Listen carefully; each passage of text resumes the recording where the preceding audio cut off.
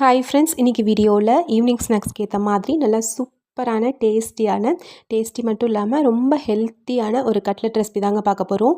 Evening ஸ்நாக்ஸ்க்கு tea காஃபியோடு இது மாதிரி செஞ்சு கொடுத்து பாருங்கள். எல்லாருமே விரும்பி சாப்பிடுவாங்க.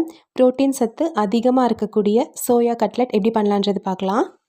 இந்த சோயா கட்லெட் செய்கிறதுக்கு இன்றைக்கி நான் பெரிய சைஸில் இருக்க மீல் மேக்கர் தாங்க எடுத்திருக்கேன். 1/4 லிட்டர் அளவுடைய கப்பில் 2 கப் அளவுக்கு எடுத்திருக்கேன். ஒரு பவுலில் 2 கப் அளவுக்கு எடுத்து இதை நல்லா கழுவிட்டு இதில் ஒரு 3லேருந்து 4 கப் அளவுக்கு தண்ணி ஊற்றி நல்லா கொதிக்க வச்சுக்கோங்க. நல்லா கொதித்ததும் ஸ்டவ் ஆஃப் பண்ணிவிட்டு ஒரு 5 நிமிஷம் சுடு தண்ணியிலேயே விட்டுட்டு அதுக்கப்புறமா தண்ணியெல்லாம் வடித்து தண்ணி போக பிழிஞ்சு தண்ணியாக எடுத்து வச்சுக்கோங்க. இந்த 2 கப் மீல் மேக்கருக்கு நான் 2 பெரிய வெங்காயத்தை பொடியாக நறுக்கி வச்சுருக்கேன். கூடவே கொஞ்சமாக கொத்தமல்லியும் நறுக்கி வச்சுக்கோங்க. இப்போ தண்ணியெல்லாம் வடிச்சிட்டு இதில் இருக்க அந்த தண்ணியை நல்லா பிழிஞ்சு விட்டு மிக்ஸி ஜாரில் போட்டுக்கலாம். நான் இன்றைக்கி பெரிய சைஸ் எடுத்திருக்கேங்க. நீங்கள் பெருசாக இருந்தாலும் எடுத்துக்கலாம், அல்லது சின்ன மீல் மேக்கராக இருந்தாலும் எடுத்துக்கலாம். இந்த மாதிரி மிக்ஸி ஜாரில் போட்டு இதை அரைச்சிக்க போகிறோம். பாருங்கள், இந்த மாதிரி அரைச்சி எடுத்துக்கோங்க. இப்போ அரைச்சதை ஒரு பவுலுக்கு மாற்றிக்கலாம். நல்லா சாஃப்டாக இருக்கும். நான்வெஜ் சாப்பிட மாட்டோம் அப்படின்றவங்க தாராளமாக இந்த மாதிரி சோயா சங்க்ஸில் செஞ்சு சாப்பிடும்போது ரொம்ப டேஸ்ட்டாக இருக்கும்.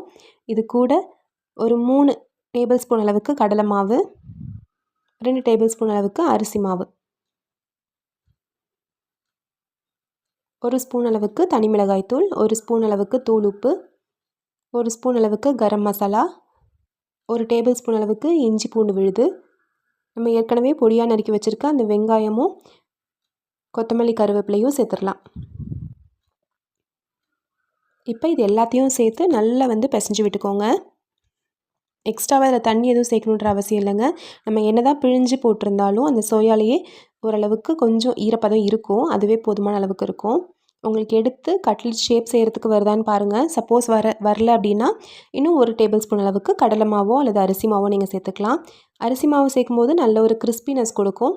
கடலை மாவு சேர்க்கும்போது நல்ல ஒரு சாஃப்ட்னஸ் கொடுக்கும். பாருங்கள், இப்போ நான் சேர்த்துருக்க அளவே கரெக்டாக இருக்குது. இந்த மாதிரி உங்களுக்கு பிடிச்ச ஷேப்பில் செஞ்சுக்கலாம். நான் ரவுண்டாக இல்லாமல் கொஞ்சம் ஓவல் ஷேப்பில் செஞ்சுருக்கேன். பாருங்கள், கையில் கொஞ்சம் கூட ஒட்டலை. கொஞ்சமாக எடுத்து உருண்டை பிடிச்சி கைகளுக்கு நடுவில் வச்சு இந்த மாதிரி தட்டி எடுத்துக்கோங்க. ஓரளவுக்கு திக்னஸாக இருக்க மாதிரி பார்த்துக்கோங்க. ரொம்ப மெலிசாக செஞ்சிட வேண்டாம். இதே மாதிரி எல்லாத்துலேயும் செஞ்சுக்கலாம்.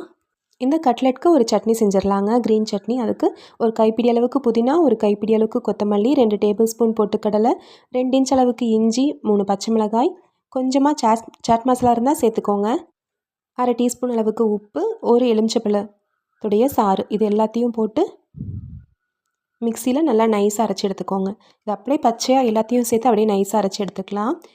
இந்த சட்னி சாட் ஐட்டம்ஸ் எதுவாக இருந்தாலும் அதுக்கு சைட் டிஷ்ஷாக வச்சு சாப்பிட்றதுக்கு ரொம்ப டேஸ்ட்டாக இருக்கும். இதில் அந்த எலுமிச்சப்பழத்துடைய சாறு சேர்த்துருக்கோன்றனால அந்த லேசான அந்த ஒரு புளிப்பு சுவையோடு அவ்வளோ டேஸ்ட்டாக இருக்கும். பாருங்கள், சட்டுன்னு ஒரு சட்னி ரெடி ஆயிடுச்சு.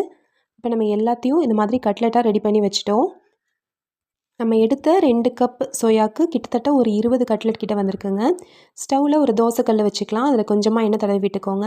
எண்ணெய் தடவி விட்டு நம்ம ரெடி பண்ணி வச்சுருக்க அந்த கட்லெட்டை வச்சுக்கலாம்.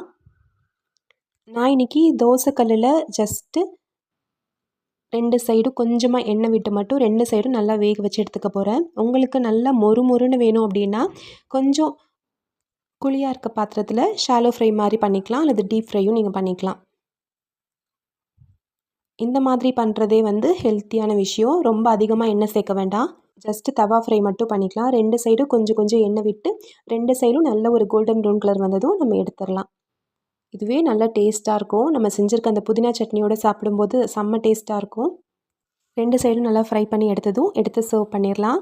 நல்லா அருமையான சுவையில் ப்ரோட்டீன் அதிகமாக இருக்கக்கூடிய சோயா கட்லெட் ரெடி ஆயிடுச்சு. கண்டிப்பாக நீங்களும் இதே அளவுகளில் இதே மாதிரி ட்ரை பண்ணி பார்த்துட்டு எப்படி இருந்துச்சுன்னு சொல்லுங்கள். நான் இது கூட கொஞ்சம் தயிரும் வச்சு சர்வ் பண்ணியிருக்கேன். இந்த ரெசிபி உங்களுக்கு பிடிச்சிருந்துச்சுன்னா நம்ம சேனல் ராகாஸ் கிச்சனில் ஒரு லைக் கொடுங்க. ஃப்ரெண்ட்ஸ்க்கு இந்த வீடியோவை ஷேர் பண்ணிக்கோங்க. நம்ம சேனலை சப்ஸ்கிரைப் பண்ணிக்கோங்க.